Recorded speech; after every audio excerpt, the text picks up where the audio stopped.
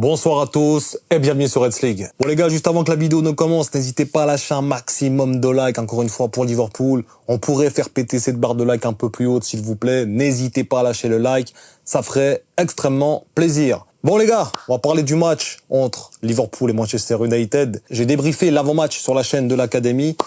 On avait tous pronostiqué un score fleuve pour Liverpool, en tout cas avec pas mal de buts d'écart.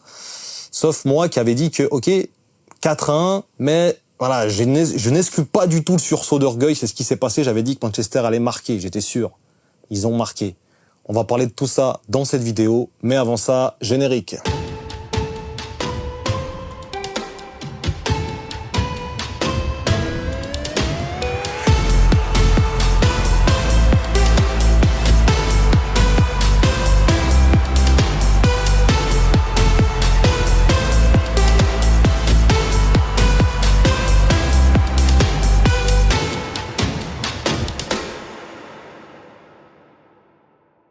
Bon les gars, on va juste faire le fil rouge du match.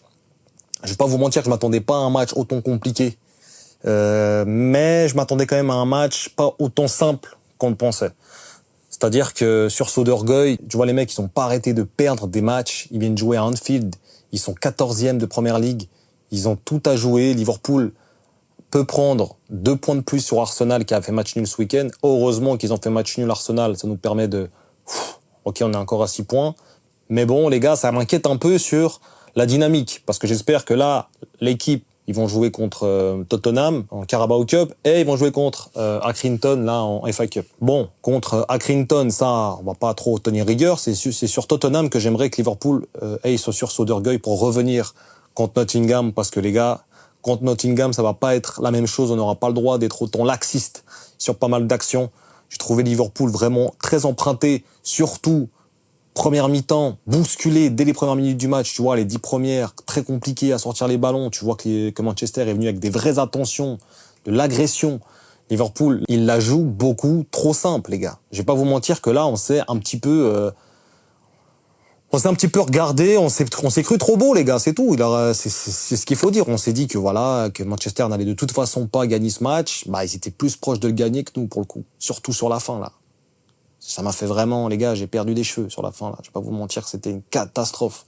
Quand je vois Zirkzee, là, en plus décalé, eu l'intelligence de décaler sur Maguire et j'avais pas vu qui c'était au début, mais heureusement que c'était Maguire, les gars. Tu mets n'importe qui, il te la met facilement, plat du pied, à gauche du gardien. Sans problème. Et puis Alisson, de toute façon, il était déjà parti, donc, il était déjà parti à droite, donc de toute façon, il aurait été battu. C'est vraiment incroyable que ça soit Maguire qui se retrouve là, les gars. Parce que c'est n'importe qui. Manchester arrache la victoire à la fin. Et là, c'est une autre histoire. Le match nul est mérité. Le match nul est mérité dans l'ensemble. United aurait même pu gagner ce match. Ça aurait pas été un scandale, vu l'envie, vu ce qu'ils ont montré dans ce match. Il y a pas mal d'occasions de notre côté aussi, hein. De la part de McAllister. On voit le décalage parfait de Salah. Il doit la prendre un peu en reprise, c'est pas forcément évident, mais il doit faire mieux. McAllister, là, il tire un peu trop sur Onana. Comment le match s'est déroulé? C'était très simple. C'est Manchester qui veut gagner le match, Liverpool qui a envie de faire le minimum, le strict minimum, aussi peu que possible, autant que nécessaire. C'est ce qu'ils ont envie de faire, là, Liverpool, c'est-à-dire pas trop donner, tranquille. Et on essaie de gagner sans trop forcer, on fait un petit peu tourner peut-être sur la fin de match, mais non, les gars, t'avais Bruno Fernandes sur le terrain, qui a fait un excellent match, t'avais des joueurs qui avaient envie de gagner. Ils avaient un sursaut d'orgueil. Et quoi de mieux que aller jouer le premier, chez eux, ambiance de folie, mauvais temps de ouf, il pleut de malade. Quoi de mieux pour aller, pour se redonner de la confiance? Bah, c'était le match parfait pour eux, au final. Et bah, ils ont marqué 2 buts à Anfield. On va en parler de ces 2 buts. Le premier, il y a rien à dire. Le décalage est parfait, la défense était alignée, c'était très bien joué de la part de Fernandes, la frappe de Lisandro Martinez. Je suis d'accord qu'Alisson, il soit trompé, elle est très surprenante, surtout que tu t'attends pas qu'il frappe. Rien à dire. Premier but, rien à dire, mais le deuxième but, les gars, Arnold, là, sur la fin de match, c'était une catastrophe. Les 10 dernières minutes qu'il a joué défensivement, il était pas là. Il était pas là. On avait Arnold ou pas, c'était la même chose, sur le terrain, quasiment. Et ce qui est dommage, c'est que j'aurais bien voulu que Bradley rentre avant, parce que devant ma télé, c'est ce que je me disais. Je me disais, mais Bradley, il faut qu'il rentre. Il faut qu'il rentre. Arnold, il a plus de trucs, il arrive plus. Et quand il est dans cette mauvaise spirale, il fait que du mauvais. Donc, sur la fin de match, c'était un peu ce qui s'était passé avec avec Arnold. Mais bon, voilà, en général, 2-2, ça aurait pu être pire, ça aurait pu être une défaite, ça aurait pu être une victoire. Hein. On se souvient de l'action de Van Dijk à la fin aussi, là. Bon, la balle est très très basse, il doit se baisser. Donc il peut pas avoir forcément beaucoup de puissance, mais c'est clairement une passe à Onana. C'est dommage, ça aurait pu vraiment tromper le gardien. Il y a eu de quoi, les gars. Franchement, il y a eu de quoi, le coup franc. Hein. D'ailleurs, c'est la première fois que je vois Salah tirer un coup franc à Liverpool, les gars. Hein. Un coup franc direct. Ça prouve que c'est vraiment lui le leader et que là, il a vraiment les coronets de le faire parce que généralement, c'est jamais lui qui tire. Donc les gars, franchement, je suis un petit peu déçu du match parce que je m'attendais quand même à une victoire. Je me suis dit, ok, il y a 2-1. United vont continuer de pousser. Il y aura peut-être 3-1 à la fin, mais je pensais pas que United allait marquer le deuxième. Mais bon, ça nous pendait au nez. Ça nous pendait au nez parce que tous les efforts qu'ils répétaient, bah, au bout d'un moment, ça devait rentrer, et c'est rentré sur l'action où tu te dis ça va jamais rentrer, bah, ça va rentrer, les gars. C'est trop fou, quand même. Sur l'action où tu te dis ça va jamais rentrer, ça rentre. Et sur l'action où tu dis il y a goal, là, sur le truc de Maguire, goal, je vous ai dit, c'est pas Maguire, ça rentre, eh ben, il y a pas goal. C'est incroyable. Bon, les gars, on va passer directement à l'analyse des joueurs. Bon, les gars, on commence par Alisson. Franchement, Alisson, il est pas exemple de tout reproche. Comme quoi, hein, Keller, Alisson, bon, il y en a qui vont me parler du face-à-face contre Højlund. Les gars, c'est plus Højlund qui tire dessus que Alisson qui fait un arrêt spectaculaire. Il prend de la place, mais c'est plus Højlund qui lui tire dessus, les gars. On va pas chipoter Milan, on va pas parler Milan. Je suis déçu de son match. Le deuxième but, là, de Diallo. Ok, il est en très bonne position, mais franchement, la balle, elle fuse pas non plus à toute allure, les gars. C'est pas non plus la balle du siècle. Il y a 2 tensions sur ça fait. Franchement, des fois, Alisson, sur certains plongeants, il peut rendre fou parce qu'il a 2 tensions. Il plonge, la balle, elle est déjà dans le but, quoi. C'est fou. Dans ce match-là, il a pas été bon. Et même, à la fin de match, bon, l'état du terrain fait que, mais à la fin de match, là aussi, il prend une balle assez simple, il la remet en corner. Enfin, il a pas été bon, Alisson. Franchement, pas rassurant. C'est un match à oublier pour Alisson, les gars. Et encore une fois, là, on me parle de Keller, Alisson. Ça se vaut, les gars. Il n'y a pas de un gardien qui est meilleur que l'autre. Les deux sont au top. Top, top. Et là, on le voit encore plus avec les mois et les matchs qui passent, que Alisson te dit pas, ah waouh, incroyable, il est vraiment incontestablement meilleur. C'était ça surtout le débat à avoir, c'est que là, Keller, les gars, voilà, on va pas refaire le monde, mais peut-être que si lui joue, il n'y a pas ce but-là. J'ai pas envie de refaire parce que ça sert à rien de changer les scénarios comme ça. Mais tout ça pour dire que le débat gardien Alisson-Keller, c'est vraiment 50-50, ça se vaut. Il n'y a pas un gardien qui sort du lot plus que ça. Si ce n'est mon avis, pour moi, Keller est un peu au-dessus au niveau de rassurer sa défense. Sinon, défensivement, on avait Robertson, Van Dijk, le retour de Konaté et Arnold, les gars. Donc Arnold, les gars, je pense que c'est défensivement dans ce match, c'est vraiment une cata. Ça tout passait dans son dos. Tout passait dans son dos. Début de match, Dalot, il a une bonne action là où Ahmad après malheureusement il est un peu trop en avance sur le ballon. On l'a tous vu cette action, ça doit finir au fond aussi pour eux. Donc tu vois qu'Arnold il est vraiment pas dans le jus dans ce match et tu le vois dès les premières instances du match. Dès les premiers moments, tu vois et t'aperçois que Arnold il est pas dans son assiette au niveau de la défense. Et quand ça va pas au niveau de la défense, forcément ta capacité première qui est l'attaque, bah ça te travaille. Tu te dis ok, je suis pas forcément au top aujourd'hui et tu doutes sur ce que tu sais faire après. Et c'est ce qui s'est passé dans ce match. Franchement, il a pas été très bon Arnold et tout passé dans son dos. Van Dijk, franchement, il a essayé de rattraper les pots cassés d'Arnold des fois, même de Konaté qui était des fois très mal positionné. Et d'ailleurs sur le but de Diallo, Konaté et Arnold sont bon. Konaté il est devant Arnold donc il voit pas ce qui se passe derrière, mais Arnold tout ce qu'il fait c'est suivre Konaté les gars. Tu le vois sur l'action, regardez le but, allez revoir le but de Diallo. Le positionnement d'Arnold, tout ce qu'il fait, c'est suivre là exactement, il fait exactement les mêmes pas que Konaté. Au lieu de rester couper la passe en retrait, il aurait pu rester fixe. Bah il suit Konaté, ce qui fait que ça laisse un énorme trou en fait à Garnacho. Franchement, il a pas été bon Arnold. Franchement, dans ce match-là, c'est vraiment un match oublié. Konaté, il revient de blessure, ça faisait un petit moment qu'il avait pas joué quand même. Donc voilà, il revient gentiment. C'est pas un match de fou non plus de sa part. On va pas se mentir, hein, il a été là, mais il a pas été des plus rassurants. Il a eu des interventions aussi très très autoritaires, ça certes, mais il a pas été forcément dans ses standards habituels. Il revient de blessure. Et puis, Robertson, pour le coup, bon, il est un peu sur la photo de famille sur le but de Diallo. Dans ce but-là, il y a un peu toute la défense qui est un peu fautive. Sauf Van Dijk, mais un peu tout le monde. Mais surtout, ce qui est flagrant, c'est Arnold par rapport à son positionnement. Après, Robertson, il est assez loin de Diallo, donc il essaie de revenir. Mais c'est celui qui a été bon. C'est incroyable. On n'arrive pas à avoir les deux latéraux qui sont excellents dans le même match. C'est soit Arnold qui est excellent et Robertson qui est cata, soit c'est l'inverse. C'est pas possible d'avoir les deux en pleine forme, quoi. C'est vraiment assez incroyable de voir qu'il y a tout le temps un latéral qui fait défaut. Donc voilà, la défense, ça n'a pas été folichon. Après, Liverpool jouait très très haut sur le terrain. On voyait qu'ils voulaient atomiser le match. Mais le problème, c'est qu'il n'y avait pas... En fait, ils voulaient atomiser le match seulement dans l'envie, mais ils ne savaient pas comment faire, parce que cette équipe de Manchester, c'est comme on disait, ils ont joué très très bas tout le match. Et quand ils ressortaient le ballon, et ça c'était plus ou moins propre, ils essayaient souvent de passer avec des longs ballons. Mais ils ont pris de la confiance. Et tu vois, au fur et à mesure du match, qu'ils jouent de plus en plus haut, qu'ils arrivent mieux à sortir les balles, et que c'est plus, on dégage et on joue dans le dos. Donc en fait, c'est ça, moi, qui me dérange un peu, c'est d'avoir laissé United respirer et leur laisser le bénéfice de revenir dans ce match. D'ailleurs, après le 2-1, comme je disais, pour moi, je pensais jamais que United allait revenir. Je me suis dit, il y aura 2-1 ou il y aura 3-1 à la fin de match. Mais jamais je me dis, il y a 2-2. Pourtant, il y a 2-2. Pourtant, Liverpool, à 11 contre 11, n'arrive pas à tenir cette équipe d'United, qui, attention, United revient, à mon avis, dans un autre niveau et les affronter sera pas autant simple que ce qu'on le pense. On verra. Je crois qu'ils jouent contre Arsenal en Cup. Donc ça va être intéressant de voir comment ils vont réagir, les Red Devils.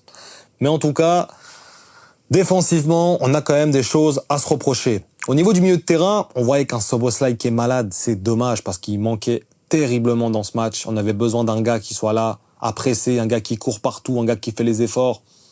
Jones, ça a été beaucoup trop maigre. On avait Jones, Gravenberch et McAllister, mais Jones dans ce match, ça a été trop maigre. Comme je dis souvent, Jones, c'est très fort, soit c'est transparent, et là ça a été transparent, ça n'a rien servi, malheureusement.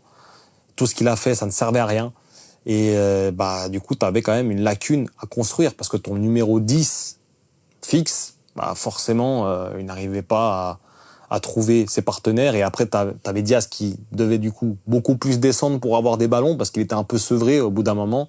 Et Diaz, pas très bon dans ce match non plus, on va pas se mentir. Il n'a pas été au standing du match aller à Old Trafford. Donc voilà, on va en parler après de Diaz de toute façon.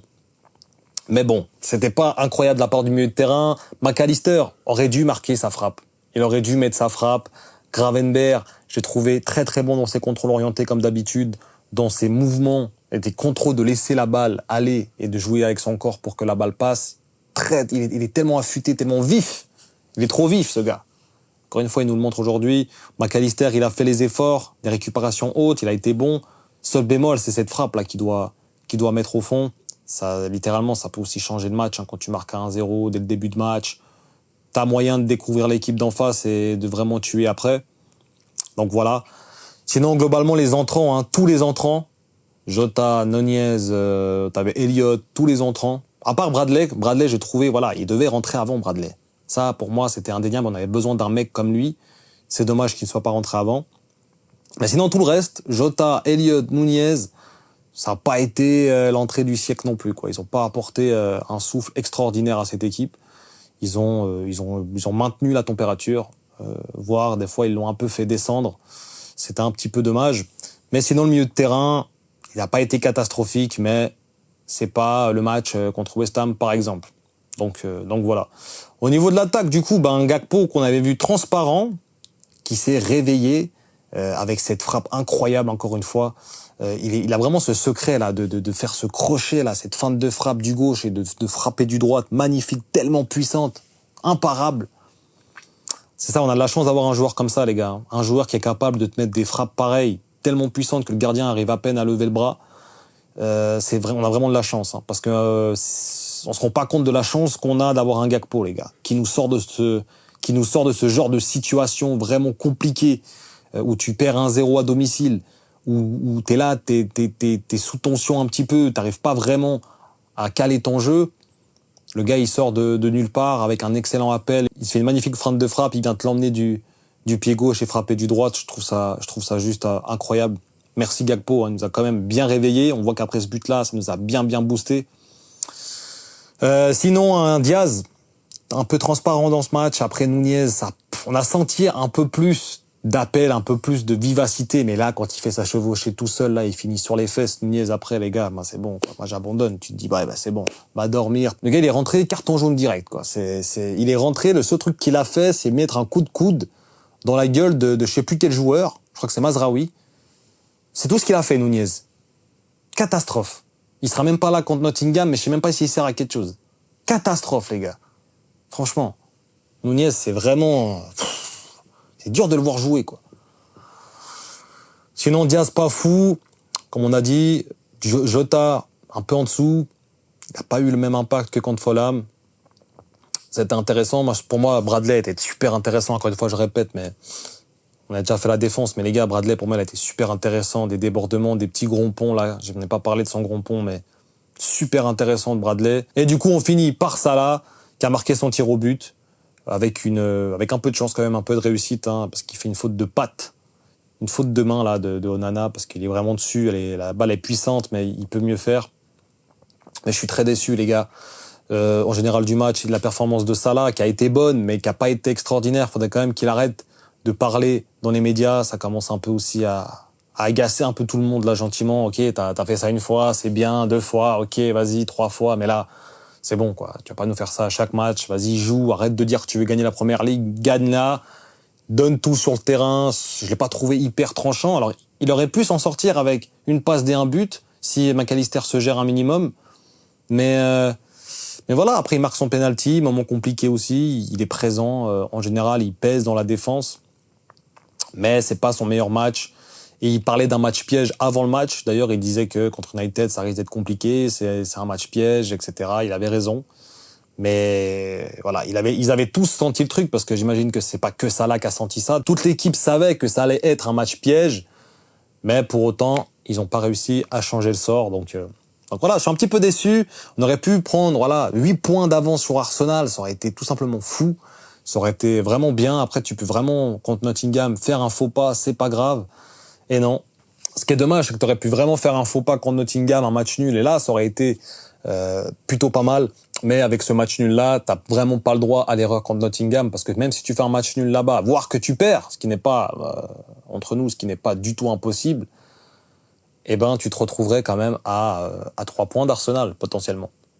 Donc, les gars, c'est pas autant joyeux que ce qu'on pense, là. Sachant que Nottingham, eux aussi, ont une carte à jouer et peuvent gagner le match contre Liverpool et vraiment être à quelques points de nous. Donc, les gars, ce match nul tombe pas dans le meilleur des moments. Franchement, on aurait gagné ce match. Tu joues contre Nottingham, là, tu fais un match nul. Ça aurait été, pourquoi pas, on aurait dit, ok, bon, voilà, on revient à 6 points, etc. Mais après avoir, hein, les équipes concurrentes ont aussi fait des faux pas, donc c'est encore possible pour eux qu'ils en font. Mais globalement, un peu déçu. On pensait tenir United. Au final, voilà, c'était un match piège. United a joué l'orgueil. Ils avaient l'orgueil, hein, forcément, à force de perdre des matchs contre n'importe qui. Voilà, ils se devaient d'arriver à Anfield et repartir droit. Ils ont failli gagner ce match. 2-2 score final. J'espère que Liverpool va répondre présent contre Tottenham et contre Nottingham. Maintenant, c'est vrai qu'il y a une petite pause là de championnat pendant, je crois, une semaine. Il n'y aura pas de championnat, mais ça sera du coup le week-end dans 2 semaines. J'espère qu'ils répondront présent, parce que on peut juste pas se permettre là de choc maintenant après l'avance qu'on a. C'est pas possible. Donc voilà les gars, j'espère que vous avez kiffé la vidéo. N'hésitez pas à lâcher un like, à dire ce que vous avez pensé de ce match, à dire aussi si vous pensez que Liverpool va faire un bon match contre Nottingham. N'hésitez pas à rejoindre le live, il sera demain à 20h, on sera ensemble entre abonnés, on va un peu discuter entre nous, voir un peu pour Liverpool. Donc n'hésitez pas à rejoindre le live. Nous on se retrouve très prochainement pour une nouvelle vidéo. D'ici là, prenez soin de vous et surtout n'oubliez pas...